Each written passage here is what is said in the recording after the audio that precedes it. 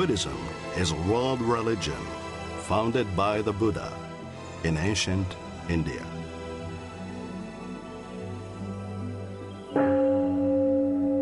Buddhists seek wisdom, meaning, inner peace, and freedom from greed, hatred, and ignorance.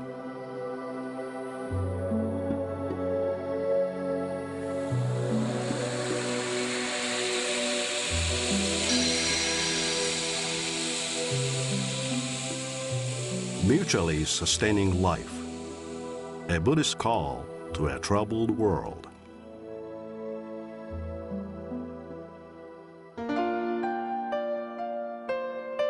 Ordinary people in the world sooner or later run into difficulties, and consequently, most people suffer.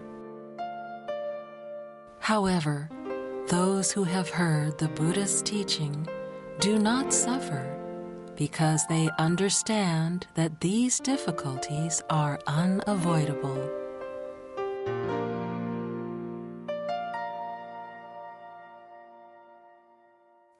Hello, thanks for watching our show.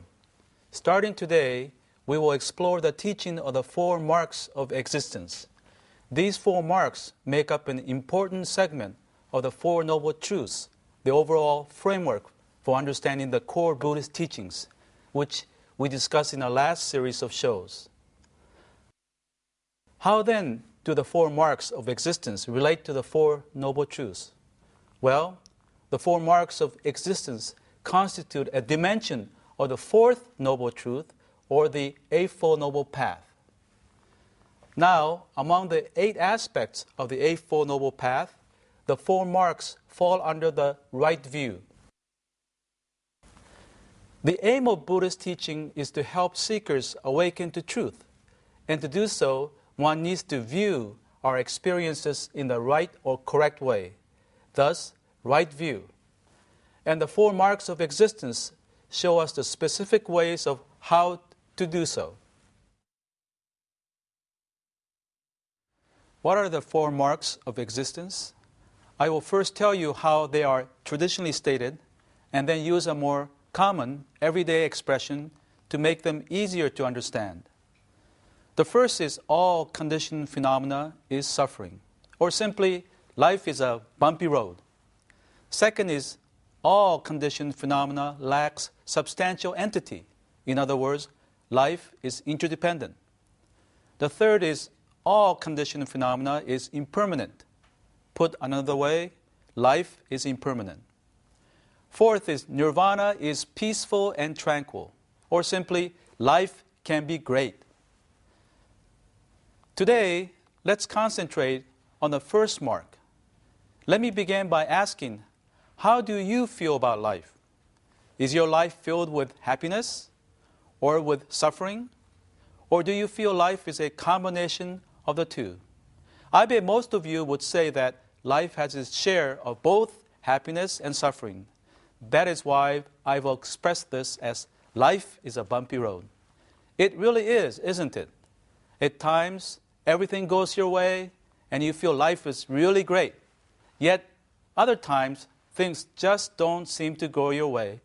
We all have our highs and our lows. However, our human nature makes us accentuate the highs or the smooth part of the road while ignoring the lows or the bumps along the road. Also, our cultural and economic environment reinforces this tendency. The Buddhist message is to balance this tendency and to address the bumps, for only by doing so can we attain real spiritual peace and freedom. That's why Buddhism places the issue of suffering on the front burner, so to speak. Some people feel that word suffering is an improper translation of the original expression, which is dukkha in Sanskrit. But dukkha has too many multiple shades of meaning to be translated into just one English word.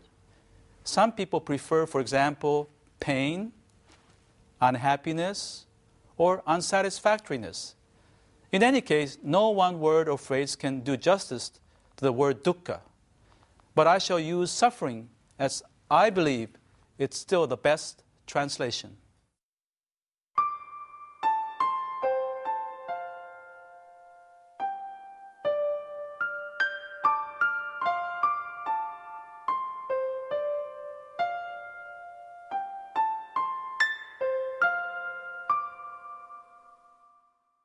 Let's take another look at how to explain the first mark of existence by referring to a best-selling book. I'm sure many of you have read or heard about a picture book, The Fall of Freddie the Leaf, a story of life for all ages by Leo Buscaglia. It's about a leaf named Freddie who experiences the ups and downs of life. In the spring, he is born on a branch of a tree in a park. And as summer comes, he finds himself working together with his fellow leaves to create a shade for people who come to enjoy the park. Freddie is really happy with his life, surrounded by good friends and engaged in the meaningful work of bringing joy to others. Then suddenly, fall brings the cold and the frost, and Freddie learns that he must soon leave the tree against his will. Freddie fights and resists at first, but gradually comes to accept his predicament, for he learns that though all things must change and die, they are part of a greater life which lasts forever. So having found inner peace, Freddie departs from the tree gracefully to join the ongoing process of life. I believe that enormous popularity of this book was due to the very simple and approachable way of addressing the fears and anxiety surrounding death, aging, and change. In some ways, this book broke a taboo by talking openly about a subject people and society often feel uncomfortable addressing. Similar, in my view, to what Buddhism has been doing for the past 2,500 years. Speaking of uncomfortable topics, the Buddha spelled out what he meant by the first mark of existence. That is, all conditioned phenomena are suffering, or life is a bumpy road. These phenomena include 1.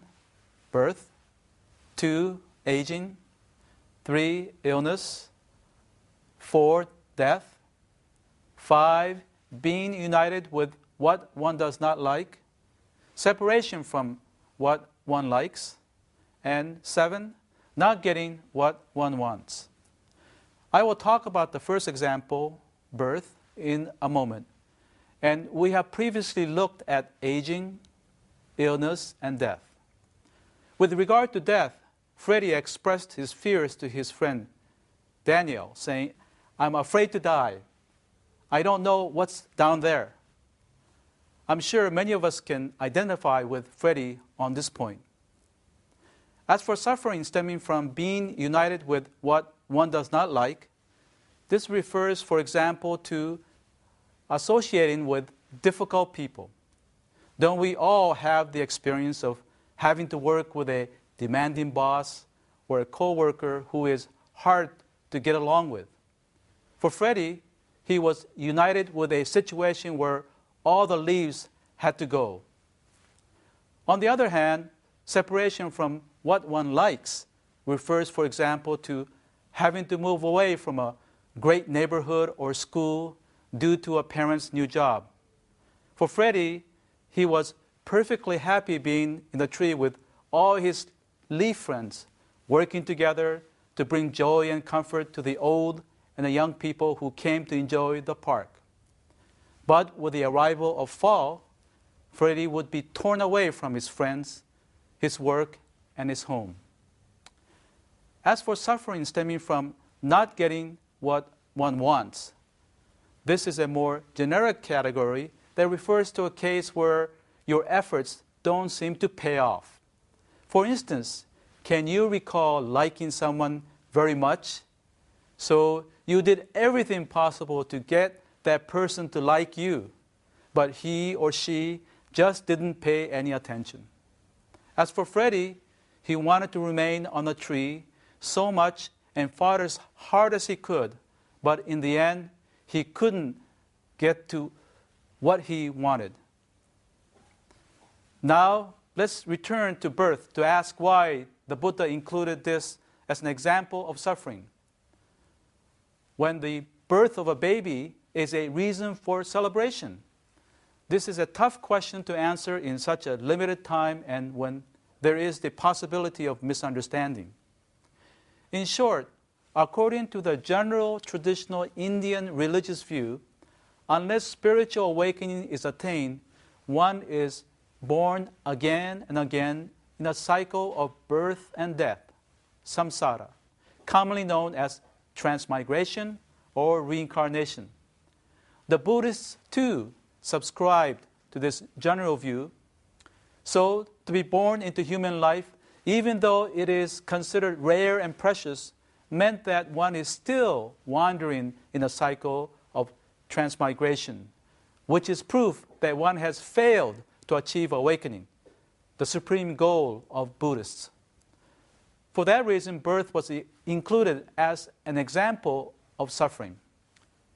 To use an analogy, riding on a Ferris wheel is fun, but it would be horrifying if you continue to go in circles for 1 day, 1 month, 1 year, and endlessly. So, to be born into this never-ending cycle is perceived as a form of suffering. All this talk of suffering is not the end of the story, for acknowledging that life is a bumpy road, as the first mark of existence teaches, is a first step toward a solution, just as we saw in the Buddha as well as Freddie the Leaf.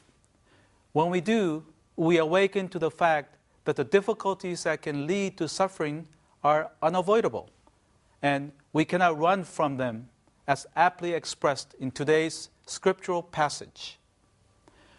Ordinary people in the world sooner or later run into difficulties, and consequently, most people suffer. However, those who have heard the Buddha's teaching do not suffer because they understand that these difficulties are unavoidable. Of course, one's suffering doesn't disappear just by hearing the teachings, but it does propel us on a path where the level of our suffering decreases.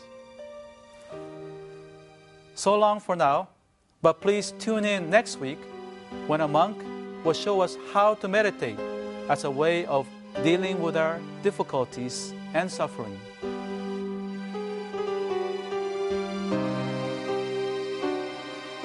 We at Bukkyo Dendo Kyokai pursue peace and happiness for people around the world. We have published the Buddhist teachings into 41 languages and donated our publication to hotels and other facilities in 55 countries. We would like to share the Buddhist teachings with people around the world. That's our mission. Visit our website for more information.